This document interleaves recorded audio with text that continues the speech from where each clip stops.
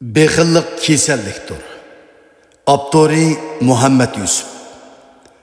3. qism. Beriş ve berişlaş hamma tel bo'lgan kishilarning ishi emas. Xayri saxovat qilish, muhtojlarga yordam qilish, yetimlarning beshini silash, o'quvchilarning xarajatini berish, boylarning ishi bo'lmagandek. Kishilarga yaxshi yomonni bildirishmi dindi to'shqan olimlarning ishi emas. Shuningdek, vatanning va xalqimizning davosini qilish tashkilotlarning yoki ma'lum kishilarning ishi emas.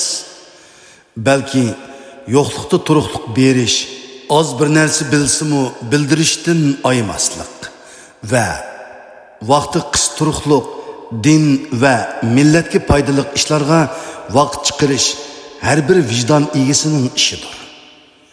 Şuna biz özümüz muhtoj turuqlik berishni, oz bir narsa bilsekmi bildirishni va vaqtimiz yo'q turuqlik vaqt chiqarishni özümüzge odat qilgan va farzandlarimizni shuningga odatlantirgan vaqtimizda fazilatli kishilardan bo'la olamiz.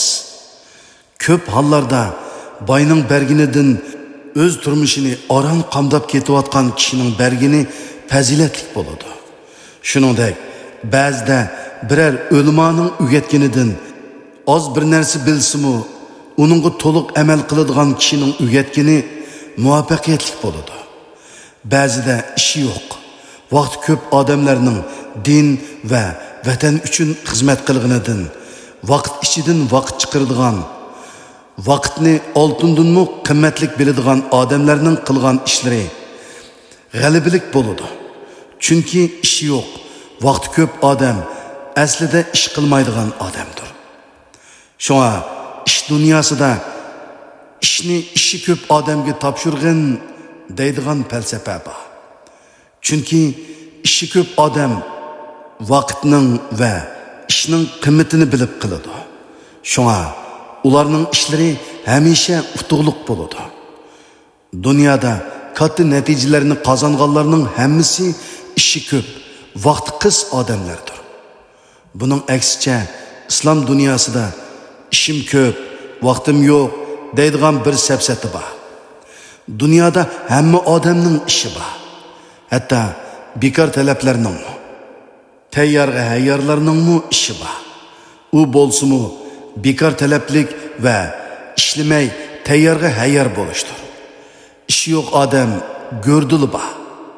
Muhimi biz yo'qlikda turib berishni, bilginimizni oymaslikni va vaqt ichidan vaqt chiqarishni, o'zimizning emas, boshqalarning g'amini yeyishni odat qilib olgan va farzandlarimizga o'rgatgan vaqtimizda haqiqiy inson bo'la olamiz. Chunki musulmonlikning yo'li insonlikdan o'tadi. İnsanlık nöllerinin oldığı qo'yilgan bir degan raqam bo'lsa, qolgan fazilatlar va ortiqchiliklar nöllerdir. Bir degan raqam bo'lmasa, nöllerning hammasi bekardir.